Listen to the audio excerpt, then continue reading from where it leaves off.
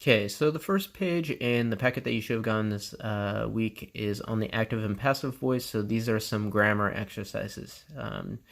Go over some of the terms that are in the instructions. So first thing to notice is that we have to deal with subjects in the sentence. Subjects are the person or thing that commits an action in the sentence, and then the action is the verb.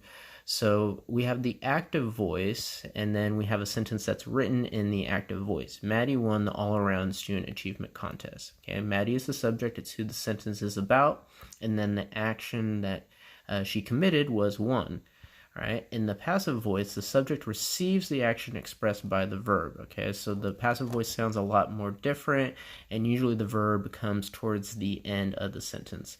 So here we have the all-around student achievement contest was won by Maddie. So the main thing to keep an eye out for is you're going to have a helping verb or auxiliary verb, which here is was, and then we have a past participle, which is a verb in the past tense, which is won. All right, so to give you another example of a sentence with a subject and a helping verb and a past participle is just this simple sentence right here. So in this sentence, I would be the subject. That's who the sentence is about. Then we have, which is the helping verb.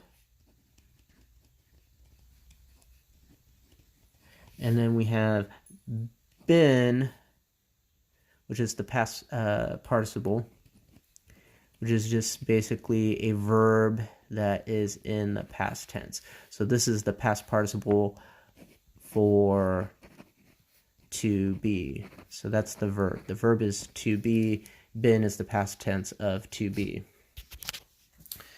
All right, so I'm going to go over a couple of these sentences, but I'm going to do some examples first, and then I'm going to do 2 sentences and leave the rest for you to do. So it says, underline the simple subject, so the subject is who the sentence is about, then write A for active and P for passive to identify the voice of each sentence. And then, excuse my printer here, the printing didn't come out clearly here, but we have a hint here, and it says, in the passive voice, the person who performs the action isn't always identified. Okay, so I'm going to do some sample sentences that I made up on my own. So first, this is an example of a sentence that's in the active voice right here. So this is the active voice. And it says, he throws the basketball to his friend. Okay, so it's active because the subject is right up front in the sentence, and then we have the verb right afterwards. Okay, so he is the subject, and then throws is the verb or action.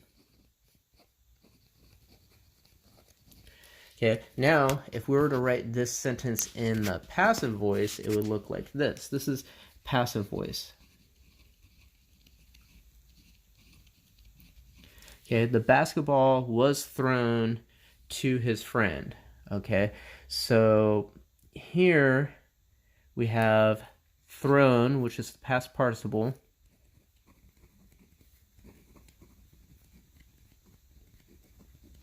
And then was is the helping verb. Okay, now remember the hint that we read over here. It says, in the passive voice, the person who performs the action isn't always identified. And we can see that in this sentence right here.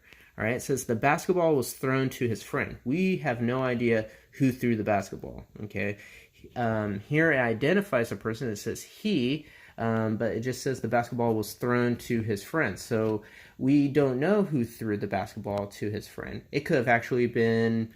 it doesn't have to necessarily be a he. It could be a she. It's not stated in the sentence who threw it. All right, so in the passive voice, you don't know who's performing the action. That's not always clear. Here it's clear. We know that it was someone, some person either on the team or a male coach, but we have the subject he, and it's the he who throws the basketball.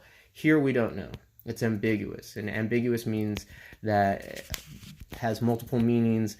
There could be multiple scenarios going on. All right, so now let's move on to another set of sentences. So we have the teacher chose my friend to deliver the box of food. So this is active voice. Okay, and then we have the teacher, which is the subject. And then chose, which is action or verb.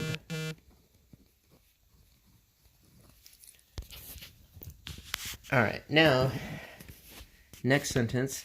My friend was chosen to deliver the box of food. This is passive voice.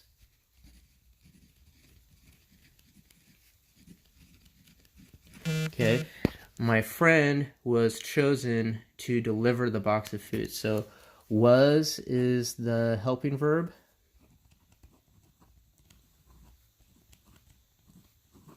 And then chosen is the past participle.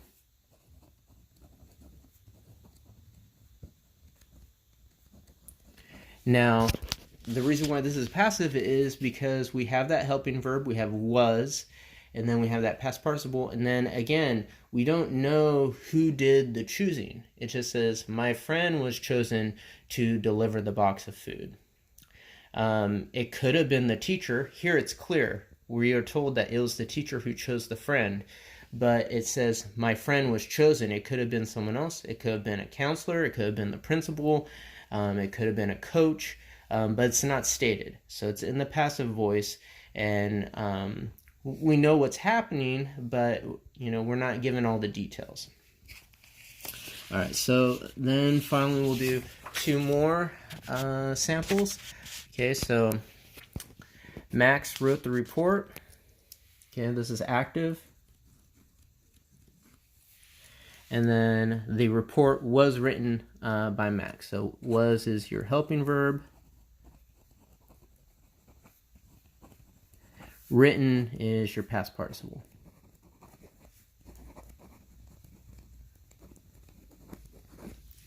And this is, again, passive voice. Okay, so I went over a couple of those examples because I did want you to have multiple examples, just because I feel like some of this might still be difficult for you. I want to do two examples off of the page itself. All right, so again, guided practice instruction says, underline the simple subject in each sentence, then write A for active or P for passive to identify the voice of each sentence. Okay, so first sentence is, Maddie is considered one of the best writers in school. Okay, so our auxiliary verb is, and then considered is our past participle. So it has ed at the end, so it's a past participle. It says underline the simple subject. All you need to do is underline the subject. So the subject is who or what the sentence is about, and the sentence is about Maddie. And then it says just write A for active or P for passive. Okay, so this is in the passive voice because we have a helping verb is, and then a past participle considered. Okay, so this is P for passive.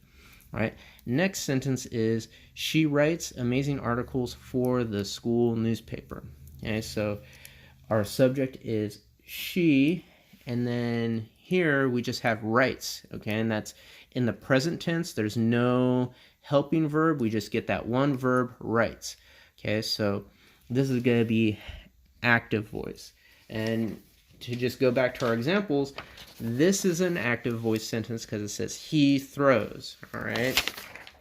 Another sentence that we looked at was, I believe I have it underneath this page, Max wrote. Okay, so your active voice sentences are just going to have one word for the verb.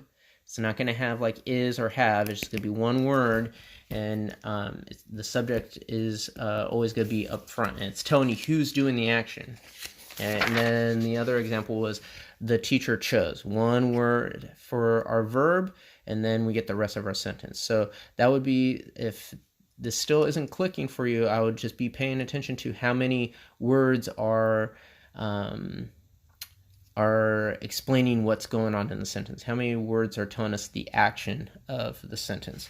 So that'll be it for this video. I do think I'll probably do like a follow-up to go over the answers, but I do want you to attempt to do the rest of these sentences on your own.